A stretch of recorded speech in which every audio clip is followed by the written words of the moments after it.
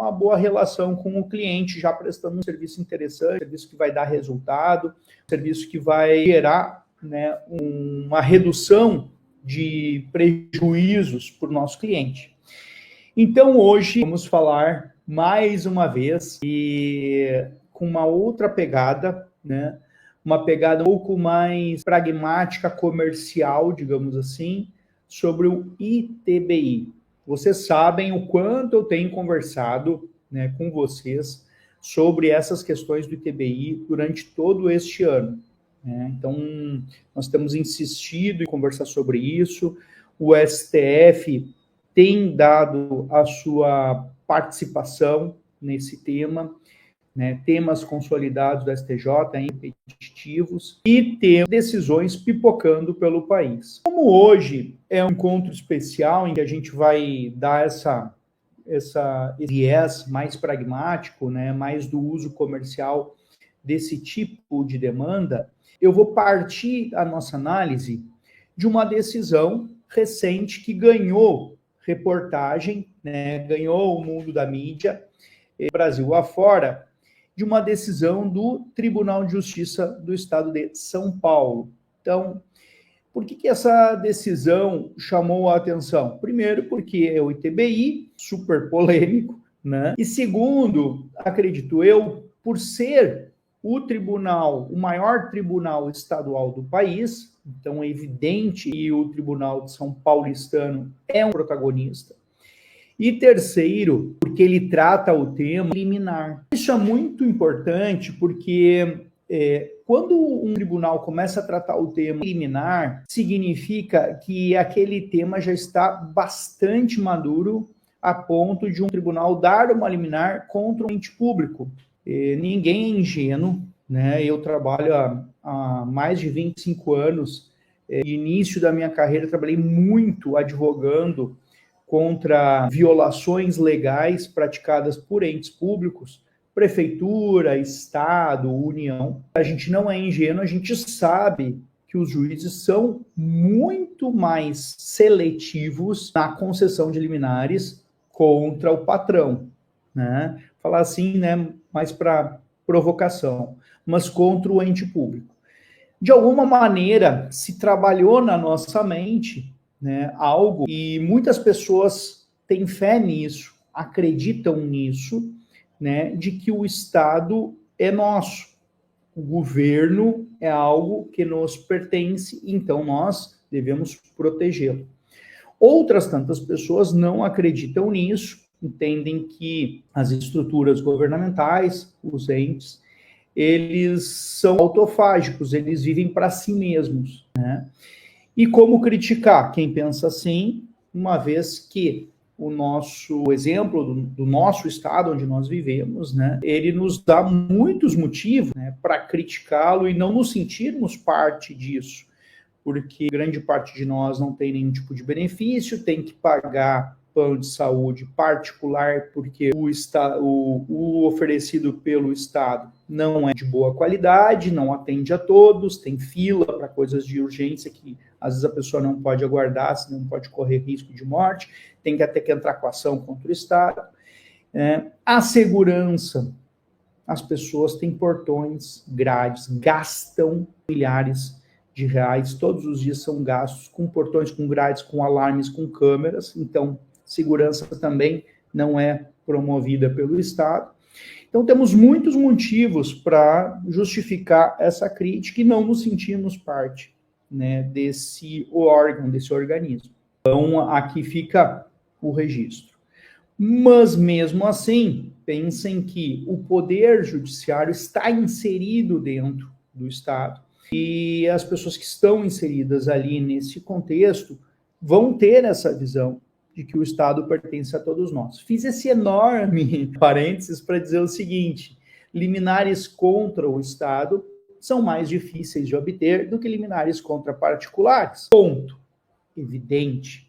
Já se fez lei sobre isso, medidas provisórias sobre isso. Eu me lembro na época, lá 20 anos atrás, a gente tinha que trabalhar muito a questão da antecipação de tutela, porque tinha lá uma norma federal que tinha sido desenvolvida pelo Estado, dizendo que não era permitido conceder antecipações de tutela contra o Estado. Eu não sei se você se lembra desse tipo de coisa, mas sim, né, era recorrente isso. Então, veja que loucura, né? Até porque a garantia da celeridade é uma garantia constitucional que está lá no artigo 5º. Então, vejam só, né, como realmente acaba que se justifica o interesse do nosso tema de hoje, porque o maior tribunal estadual do país concede, então, uma liminar contra a Prefeitura de São Paulo, dizendo... Então, o maior tribunal estadual do país concede liminar contra a Prefeitura de São Paulo, afirmando que estão presentes os requisitos da probabilidade do direito, é quase certo esse direito, né, de que existe a imunidade para o ITBI na integralização das famosas holdings. E holding é outro tema que também está no pipeline, né? Então está na crista da onda, a questão das holdings, diante do arcabouço fiscal, das mudanças tributárias. Então muita gente está sendo obrigada a se regularizar, né, porque os seus aluguéis agora vão ficar impraticáveis, né? Os encargos com locação para o proprietário estão estimados, né, para ficar uma carga de 32%. Tá? É muito pesado. É, digamos assim, muito sócio majoritário, né, não chega a ter 32% de uma empresa. Então, é altíssima a carga tributária, né, da locação. Aliás, na pessoa física, né, vai atingir os 32%. E na pessoa jurídica, está estimado aí 19% a 20%, também vai aumentar, né, aqueles 15% que eram o padrão, aumentar para 20%, né, 19%, 20%. Então, vejam, muita gente está sendo obrigado a se regularizar com as holdings, regularizar as suas locações, né, para bem de suportar esse encargo e não repassar tanto para o inquilino. Quanto menos você puder repassar para o inquilino, que vai acontecer, é evidente que vai acontecer, né, na locação, então os aluguéis vão ficar mais caros por conta do aumento da carga tributária, mas quanto mais o proprietário for inteligente ou tentar, de alguma maneira, né, se adequar dentro da legislação, tanto melhor, mais chamativo vai ficar, mais competitivo vai ficar a sua locação, evitando a vacância, né, que é ficar sem ter um inquilino, né, no seu imóvel. Dito isso, então, meus amigos, vejam que o tema do ITBI, ele abre um leque de interesse para nós, porque existe um volume de pessoas que estão integralizando seus imóveis nas holdings. Neste caso de São Paulo, que a gente vai avaliar, é um caso do mandado de segurança que concedeu liminar para confirmar a imunidade do ITBI na integralização do imóvel nesta empresa, nesta holding. Holding, na verdade, é um termo que foi desenvolvido e ficou uma praxe, né? Mas que significa, em outras palavras, nada mais do que uma pessoa jurídica a qual você cria para justamente colocar o seu patrimônio, né? Um patrimônio, aqui no caso, imobiliário. Então, pura e simplesmente isso. Então, a pessoa lá do Rafael, né, digamos que ele tinha um imóvel, tá, na cidade de Balneário Camboriú, e aí ele vê que no ano que vem 32% ficariam com o fisco, ele se dá conta disso, né? Ele teria que repassar para esse sócio, e aí ele disse, não tem mais o que fazer, vou ter que colocar na pessoa, vou ter que criar uma pessoa jurídica, pagar a contabilidade, então isso tudo tem que ser calculado, né? Botar e integralizar as minhas cotas sociais dentro dessa pessoa jurídica, para bem de a carga tributária não aumentar tanto assim e ficar ali na faixa dos 19%. Só que no momento de fazer isso, o município diz assim, opa, eu também quero. Está tentando ter uma economia tributária lá com a Receita Federal, a União, que é de todos, vem ajudar aqui o município, que também é de todos, né? Então, bota também aqui o valor do ITBI. Pois bem, o que o Tribunal de Justiça de São Paulo diz? Não, temos decisões ampla jurisprudência majoritária e temas repetitivos que garantem a imunidade na integralização dos capitais. aliás, a integralização das cotas sociais. Bacana? Então, vamos lá. Dito isso, pessoal, a relevância do tema, vou só pincelar para vocês aqui como esse tema ele é polêmico, tá? Então, nós temos, digamos assim, três grandes frentes, né? Nós temos a frente da discussão, né, das polêmicas sobre o ITBI, a frente da base de cálculo, que seria quando o fisco municipal que cobra o ITBI na transferência dos imóveis, né, o fisco municipal não aceita o valor do negócio e diz assim, não, tu vendeu muito barato esse teu apartamento, é 500 mil, mas ele tem valor venal aí, tu vendeu por 500, mas ele vale, na verdade, 1 milhão. Então, paga aqui os teus 3%, vamos dizer que seja 3%, né? A alíquota, cada município tem a sua, paga teus 3% sobre 1 milhão para mim e não conversamos mais sobre isso, tá? Então, o primeiro tema polêmico era a base de cálculo, né, que o tema ficou decidido, né, o 1113 diz que não, que prevalece soberanamente o valor real da negociação, o valor verdadeiro da negociação. Às vezes, realmente, a pessoa tem que vir para vender rápido o imóvel, para pagar uma dívida, para botar dinheiro num negócio, para pagar até despesas com saúde, sabe-se lá o quê. A pessoa teve que vender o imóvel rápido, né? Não tem problema nenhum ela vender com desconto, é um direito dela. Leilão, a gente já falou sobre isso, né? Vende-se pela metade do preço, não faz sentido o município querer sobre o valor hipotético que poderia ter sido vendido este imóvel. Então, se entendeu, né, que os municípios não podem utilizar valores de referência arbitrados unilateralmente, tá?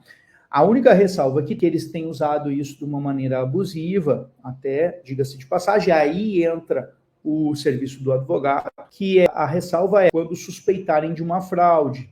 Então, disse que pagou 500, mas na verdade pagou 1 milhão. E o município suspeita dessa fraude. Bom, ele tem o direito de abrir um processo administrativo, demonstrar que isso está acontecendo, uma subavaliação, para sonegar o ITBI. Se o município fizer isso, ele poderia cobrar sobre o valor real do negócio, né? Mas não é isso que tem sido feito. O município tem feito o seguinte, ele vai lá e diz, não, que o valor de venda é maior, então tem que pagar sobre o maior e that's it, né? Era isso. Então, na verdade, não é, está sendo mal utilizada a ressalva que tinha sido feita pelo tema. Quando é mal utilizado, mandado de segurança contra o município, e tem liminares também saindo nesses mandados de segurança. Bacana? O segundo momento do fato gerador, né? Também se discute muito isso, porque os tabelionatos exigem a comprovação da quitação do ITBI para fazer a escrituração, né? O problema é que o fato gerador ele só ocorre no registro imobiliário, né? Então não teria como se exigir antes, tá? Até porque esse imóvel poderia ser cedido, né? Cedido de um para o outro e sem registro não teria o fato gerador. Também temos mandado de segurança, porque eu já vi também município querer cobrar na cadeia de sessões. Não, mas teve sessões aí, eu quero um ITBI por sessão, né? Então, também temos discussão sobre isso, temos decisões favoráveis ao contribuinte de que na sessão não incide, então, o ITBI. Bacana? Tá? Legal. E aí chegamos no tema de hoje, que são as holdings, né? Então, a imunidade na integralização de capital. O que é a tese? A imunidade sobre o capital efetivamente integralizado, ela não deve ser tributada, ela tem imunidade. E aí se criou uns porém, né? Mas tem que ser numa empresa que o faturamento preponderante não pode ser de atividade imobiliária. Se criou essa ressalva aí.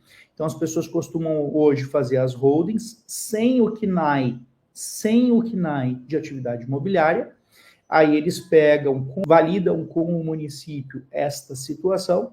O município diz, não tem atividade imobiliária, mas eu vou te fiscalizar por 2 anos. E se tu não tiver um faturamento 50% maior do que com aluguéis, por exemplo, se a pessoa aluga esses imóveis, né? Se tu não tiver um faturamento preponderante com prestação de serviço de outra natureza, com alguma outra atividade, né, desta PJ que você abriu e colocou o seu imóvel, e, na verdade, você tiver um faturamento de locação, ou seja, uma atividade imobiliária, ou compra e venda de imóveis, que é uma atividade imobiliária, aí nós vamos te tributar, né? Então o município vai ficar te fiscalizando por 2 anos. Então é isso que tem sido feito no mais das vezes, tá? E o que aconteceu aqui na Prefeitura de São Paulo, neste acórdão analisado, que é do agravo de instrumento 22.7858/2025.26 e uma sequência de 4 zeros. Tá? Então, botei aqui na sala de aula. O que acontece, pessoal? Bom, o que acontece, então, nesta situação? Nesta situação, né, o mandado de segurança, ele foi utilizado para suspender a exigibilidade do ITBI, né, assegurando, né, o recolhimento pelo valor da transação e afastando o valor venal de venda. O agravo de instrumento foi interposto contra uma decisão do juiz de primeira instância que estava negando a liminar. Então, bem como eu falei para vocês, né, vejam como a tendência é negar essas liminares. E o Tribunal de São Paulo fez muito bem. E ele disse o seguinte, ó, trata-se de agravo de instrumento apresentado por consultoria empresarial, uma consultoria empresarial, que nem eu falei para vocês, eles fizeram uma consultoria para ter uma fonte de renda diferente, preponderante de outra atividade. Tá? Isso é muito comum de fazer. Contra a decisão que nos autos do mandado de segurança, impetrado contra a Prefeitura de São Paulo, indeferiu o pedido liminar que visa a suspensão da exigibilidade do IPBI ou assegurar ao impetrante o direito de efetuar o recolhimento com base no valor das transações, em detrimento do valor venal de referência estipulado pela municipalidade no que se refere à aquisição de imóveis indicados no pedido. Então, temos do pedir imunidade, não pode me cobrar. Segunda causa de pedir, se for me cobrar, município, não vai me cobrar pelo valor que você unilateralmente, né, identificou como sendo dos meus imóveis. Cobre sobre o valor que eu negociei os imóveis, que é o valor que ele está lançado no meu patrimônio. Bacana? Pois bem, alega agravante que sua atividade preponderante não é imobiliária. Então, vejam, eles estão ainda nessa questão do que é consolidado até então, que é a questão da preponderância ou não. Digamos assim, é o argumento certo, tá? Não é imobiliária. O que foi reconhecido pela própria municipalidade, a municipalidade já tinha sido avisada disso e deu ok, que nem eu falei para vocês, é o normal, você vai e comunica. Né? Que concedeu a declaração de imunidade tributária, tendo o benefício incondicionado, conforme o artigo 156, parágrafo 2º da Constituição Federal. De modo que a exigência do imposto com base na diferença entre o integralizado e o valor venal de referência afronta o entendimento firmado pelo STF no tema 796. Tá? Então, tá aqui, ponto. Então, o que o desembargador está dizendo? Puxa vida, vocês concordaram com a imunidade, está tudo certo, e aí vocês vêm e imputam um valor unilateral, isso afronta o tema 796. O que significa isso? Que, exatamente no exemplo que eu estava dando, a consultoria aqui estava tendo integralizado um imóvel, por exemplo, de 500 mil, e o município disse, tudo bem, tu tem imunidade sobre os 500 mil, mas eu entendo que ele hoje vale 1 milhão, então me pague TBI sobre a diferença. É isso que aconteceu nesse caso. Aí, quais foram os principais argumentos, então, que foram utilizados para a concessão da liminar e que é um serviço para advogado muito interessante? Entendimento diz o seguinte, ó, entendimento firmado pelo STJ, recurso especial 1.937.821, São Paulo, tema 1113, que autoriza o recolhimento do imposto com base no valor da transação declarada pelo contribuinte que goza de presunção de ser condizente com o valor de mercado, folha 38. Ademais, o STJ definiu que se o valor declarado pelo contribuinte se mostrar de pronto incompatível com a realidade, o fisco está autorizado a instaurar procedimento administrativo para arbitramento da base de cálculo do imposto, mediante aplicação do artigo 48 CTN, com vistas a afastar o valor declarado pelo contribuinte que goza de presunção de ser condizente com o valor de mercado, que é o valor que ele realmente negociou. Bom, na sequência, o acórdão traz a questão do tema 796. Olha o que ele diz. Mesmo em relação à imunidade e à tributação do excedente, mesmo nos casos de imunidade, a possibilidade de tributação pelo ITBI sobre o que exceder o valor subscrito foi reconhecida no julgamento de mérito do recurso extraordinário 796-376, oriundo de Santa Catarina, que é o tema 796, segundo o qual a norma não imuniza qualquer incorporação de bens ou direitos ao patrimônio da pessoa jurídica, mas exclusivamente o pagamento em bens ou direitos que o sócio faz para a integralização do capital subscrito. Portanto, a diferença do valor dos bens imóveis que superar o capital subscrito a ser integralizado vai ter incidência de ITBI. Então, se eu tivesse capital social de 500 mil na sociedade e eu integralizasse um imóvel que eu mesmo estou dizendo que vale 1 milhão, eu vou ter que pagar sobre essa diferença. O que o tribunal está dizendo? Só que tu não pode subverter isso, município. Porque se o contribuinte está dizendo que ele está integralizando o imóvel de 500 mil para subscrever as cotas de 500 mil, ele goza de imunidade. Mas se fosse o contrário, Rafael? Bom, se fosse o contrário, aí o excedente ficaria lançado na contabilidade como um outro tipo de ativo, e aí sobre este excedente, né, poderia ser cobrado o ITBI. Não foi o caso que foi julgado aqui. O caso que foi julgado aqui, ele estava integralizando o valor das cotas sociais, né? Então, as cotas sociais estão de acordo com o valor que está sendo integralizado. E aí, que interessa para nós as concessões das liminares, né? A título de fumus boniuris, o que disse o Tribunal de São Paulo. Assim, considerando que a declaração de imunidade foi concedida pela municipalidade a agravante e que o valor do imóvel encontrado pela municipalidade de forma unilateral, expressamente afastado pelo STJ ao editar o tema 1113, que adotou o valor do negócio como a base de cálculo do ITBI, é possível concluir pela presença do fumus boniuris e do periculo in mora necessários à suspensão do ato impugnado no mandado de segurança, mesmo diante da presunção de legalidade dos atos administrativos, pois o suposto excedente foi encontrado com base no valor de referência. Então, ó, tu viu só aquela dificuldade liminar? O relator teve que ponderar sobre isso. Ele disse, olha, mesmo a presunção de legalidade dos atos administrativos não superam o entendimento vinculante, né, de que o valor unilateral com base em valor de referência do município não pode prevalecer sobre o valor declarado na negociação, certo? Bacana. O dispositivo ficou assim, dá-se provimento ao recurso para que a exigibilidade do crédito complementar seja suspensa até o julgamento do mandado de segurança. Este é um procedimento, colegas, muito útil, né? É uma medida judicial muito útil, muito eficaz, muito rápida, né, da gente aplicar para o cliente e deixá-lo satisfeito e feliz, né, com o nosso trabalho, tá? O tipo de provas que a gente tem que utilizar para esse mandado de segurança: o contrato ou ato societário da integralização, né, para demonstrar que o imóvel colocado está de acordo com o valor integralizado. Então, ali vai estar descrito isso. A declaração municipal de imunidade, né, se for as guias de ITBI e notificações.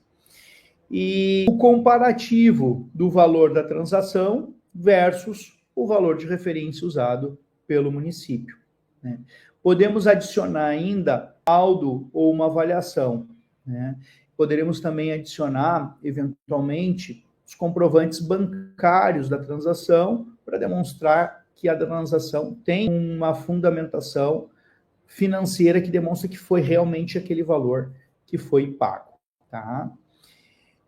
Bom, em termos de estratégia, como é que a gente poderia agir, né? A gente pode requerer o cálculo pelo valor da transação, né, por um município, e aí provocar o município para indeferir isto. E aí você tem o ato normativo, o ato administrativo que viola a lei para utilizar, então, o mandado de segurança, né, e pedir a suspensão da exigência baseada nesse valor de referência. Só que às vezes, colegas, muitas vezes, tá, não dá tempo de fazer tudo isso, porque A negociação imobiliária, ela é muito emocional, ao contrário do que muitos possam imaginar. Ela tem um timing, tem muita gente envolvida e interessada nessa negociação. O vendedor está vendendo porque ele tem um motivo, daqui a pouco ele precisa muito desse recurso. O comprador está comprando porque ele tem um motivo, daqui a pouco ele precisa muito entrar no imóvel. E ainda temos os intermediadores, né, que são os corretores, né, que também precisam receber a sua comissão, porque é o seu ganha-pão. Então tem muita gente na pressão da negociação. E o advogado, né, pressionado para conseguir eliminar. Então, assim, para tranquilizar os clientes, mesmo que não saia a liminar, né, nós podemos ainda pedir o depósito do valor de juízo, conforme o CTN permite, porque isso também suspende a exigibilidade, fica mais fácil de receber o valor de volta. Ou se já foi pago, às vezes o cliente já pagou, ele pode procurar. Você pode fazer também um pedido de repetição desse indébito, fazendo as mesmas comprovações. Então, é uma açãozinha bem boa de fazer. Em termos de atualização da situação do ITBI, colegas, lembrem-se, nós temos em julgamento no STF, está para cair essa exigência da preponderância. Está para cair a exigência da preponderância, tá? Tese proposta, né? A imunidade tributária do ITBI, tá, prevista no artigo 156, parágrafo 2º, na realização do capital social mediante integralização de bens e valores, é incondicionada, não se condicionaria à preponderância. Portanto, indiferente à atividade preponderantemente imobiliária. Essa é a tese que está sendo proposta hoje, está em julgamento no STF. Hoje, não temos ainda uma definição? Não, mas já temos 3 votos a favor do contribuinte. Isso vai virar, pessoal, uma enxurrada de pedidos de devolução de valores para todo mundo que fez essas operações, as repetições de indébito, né? Então, a imunidade do TBI, tá. Placar, né, que temos hoje. 3 votos a favor. Fachin, Alexandre de Moraes e Zanin. O julgamento está suspenso por pedido de vista do ministro Gilmar Mendes. Qual é o impacto disso? Se confirmado esse que é o entendimento prevalente, tá? Cai a exigência da atividade não imobiliária como condição para a imunidade. Fica muito mais tranquilo, então, dos proprietários que já estão sendo tão sacrificados com esse aumento de carga tributária, receberem pelo menos, né, essa questão do ITBI de volta. Ok? Bacana. O que vai permanecer, pessoal, válido, mesmo com a imunidade ampliada, né? Vamos examinar isso. Bom, exemplo prático. O excedente acima do capital integralizado continua tributável pelo ITBI, né? Então, vamos dar um exemplo. Capital social subscrito de R$1 milhão. Imóvel integralizado. Ele vale R$1,5 milhão, 500 mil a mais. Resultado. A imunidade, mesmo com o entendimento novo do STF, ela seria para R$1 milhão. Os excedentes, R$500 mil, seriam tributáveis pelo ITBI, né? Por que isso acontece? Porque o entendimento do STF, que está sendo confirmado agora, né, até então está sendo confirmado, né, entende que a imunidade ela tem o objetivo de integralização do capital social e não a transferência patrimonial gratuita. Então, se o imóvel vale mais do que o capital subscrito, né, a diferença é considerada um acréscimo patrimonial. E aí, para a pessoa jurídica. E aí justifica, então, o ganho de capital. E isso vai gerar, então, o ITBI. Tá? Aumentar o capital social, né? Quais estratégias que a gente pode utilizar? Aumentar o capital social. Então, se eu tenho lá uma empresa que originalmente eu tinha aberto, uma pessoa jurídica, para ter, sei lá, aquele padrãozinho que os contadores usam, né, de R$10 mil no capital social, e eu vou colocar ali um imóvel de R$1,5 milhão, como nesse exemplo, tá? Você aumentaria o capital social para R$1,5 milhão. Não vale tu aumentar para depois diminuir para 10 de novo. Óbvio que isso daí seria uma fraude, considerado um planejamento tributário ilícito, né? Então, não. Se tu for aumentar, é para ficar mesmo com um valor, né, subscrito. Bacana?